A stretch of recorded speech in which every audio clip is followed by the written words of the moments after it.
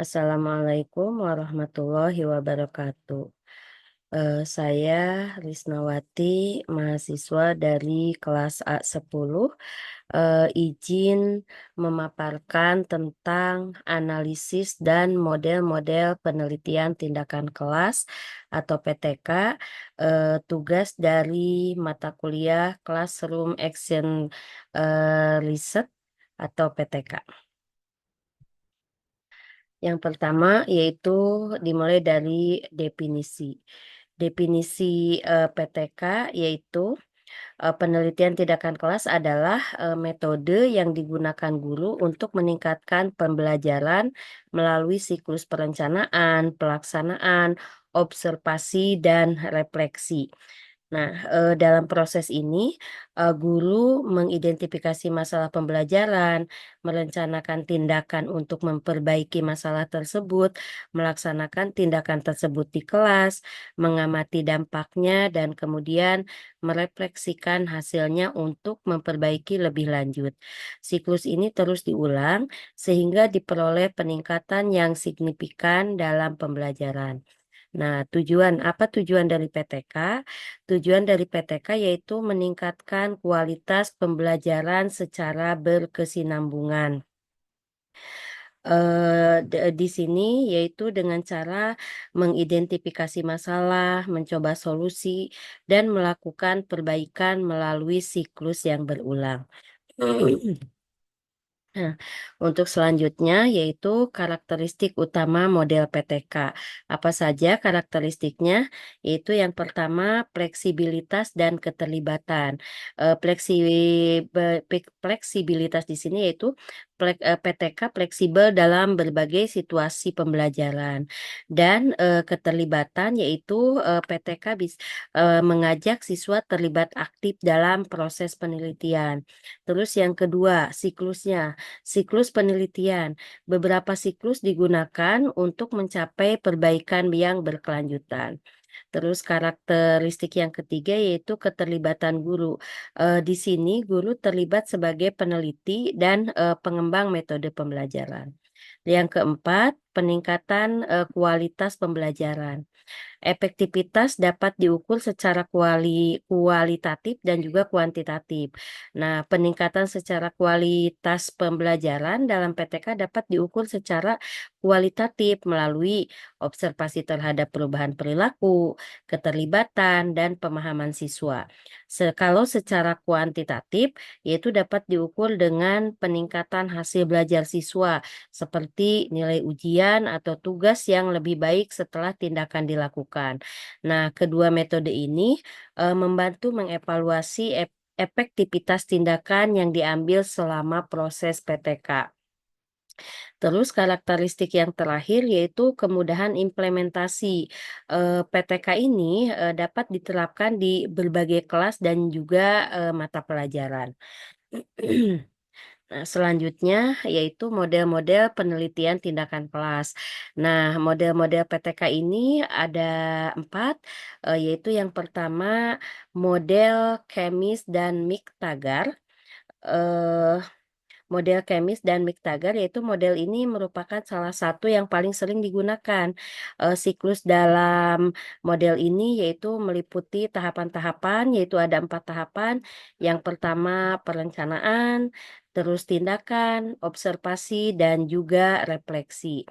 Nah, ciri khas dari, siklus ini yaitu, siklus ini berulang, ciri khas dari metode, ini yaitu siklusnya berulang secara terus-menerus sampai menemukan solusi yang optimal.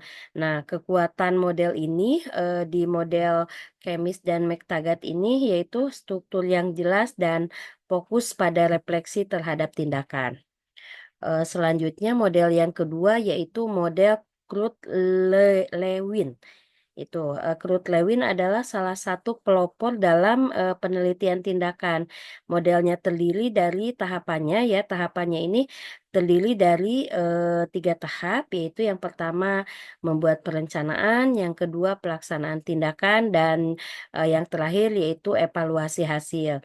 Nah, ciri khas dari model ini yaitu, model, Crute-Lewin ini berfokus pada tindakan yang dilakukan untuk memecahkan masalah spesifik dalam proses pembelajaran dan, setelah evaluasi, siklus berulang untuk tindakan perbaikan berikutnya. Nah, model yang ketiga yaitu model John Elliot. Ya, Elliot mengembangkan model PTK dengan pendekatan spiral. Nah, apa itu pendekatan spiral? Pendekatan spiral itu proses penelitian tindakan kelas tidak hanya berulang, tetapi berkembang dan semakin mendalam dengan setiap siklus. Setiap putaran siklus atau perencanaan setiap putaran siklus yaitu yang terdiri dari perencanaan, tindakan, observasi, dan juga refleksi menghasilkan wawasan baru yang digunakan untuk memperbaiki dan mengembangkan tindakan berikutnya. Jadi, mengulangi proses yang sama, guru terus mengembangkan pemahaman yang lebih baik sehingga tindakan di siklus berikutnya menjadi lebih kompleks dan inovatif. Dengan demikian, spiral berkembang menggambarkan proses peningkatan yang berkelanjutan dan pengayaan ide-ide kreatif dalam, masalah, pembelajaran. Nah, itu pengertian dari, spiral tadi ya. Yang selanjutnya,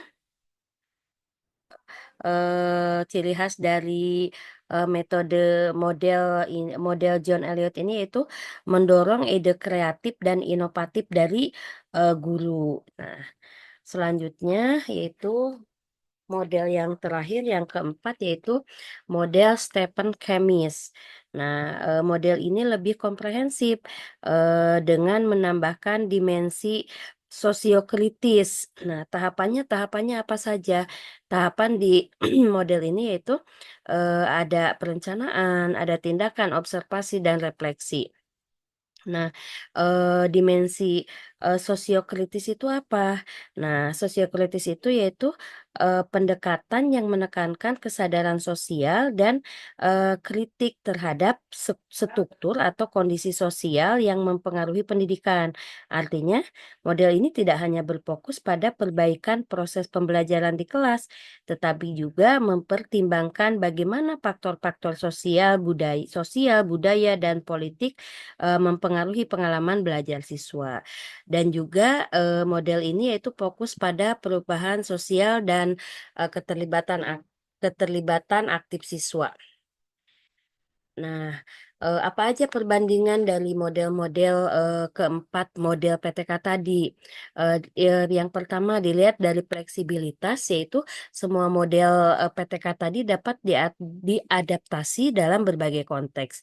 Terus jumlah siklusnya, umumnya berulang, model Elliot lebih dinamis dengan spiral berkembang tadi ya. Terus yang selanjutnya keterlibatan guru. Jadi semua model, PTK tadi menempatkan guru sebagai pusat pengambil tindakan. Dan perbandingan terakhir yaitu fokus refleksi. Jadi kalau dilihat dari fokus refleksi yaitu model Kemis dan Miktagat itu lebih terstruktur, kalau Elliot lebih inovatif dan Stephen Kemis itu lebih kritis.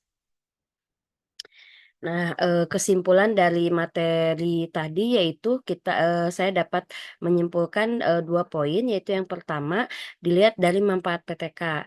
Manfaat PTK itu yaitu, semua model PTK efektif dalam meningkatkan kualitas pembelajaran dan setiap model PTK juga memiliki keunikan dalam pendekatan dan keterlibatan guru serta siswa.